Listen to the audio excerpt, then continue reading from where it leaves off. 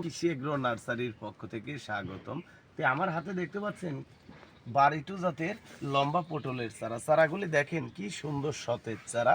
তো পটলের চারা মূলত লতা থেকে চারা তৈরি করতে হয়, এটা বীজ থেকে চারা তৈরি করলে হবে না। তে পটলের ক্ষেত্রে দুই রকম জাত থাকে, এক হচ্ছে মেয়ে জাত আর এক হচ্ছে পুরুষ জাত।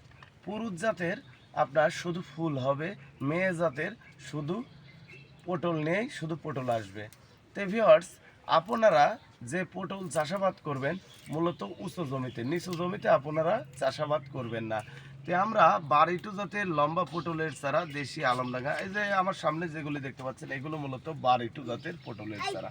চারাগুলি দেখেন রোগমুক্ত, কি সুন্দর সতেজ চারা। আর ওই সাইডে আবার আলমডাঙ্গা দেশি, যেটা বাড়িওয়ান অনেকে বলে থাকে, ওইটা হচ্ছে দেশি আলমডাঙ্গা পটলের চারা। তো আমরা প্রতি পিস চারার মূল্য নিচ্ছি 10 টাকা করে। ভাড়া এবং ক্যারেটের টাকা অগ্রিম দিতে হয় আমাদের অনলাইনে অর্ডার করলে। আর চারার টাকা চারা হাতে পাওয়ার পর কুরিয়ার অফিসে। ভালো থাকবেন, সুস্থ থাকবেন। আসসালামু আলাইকুম।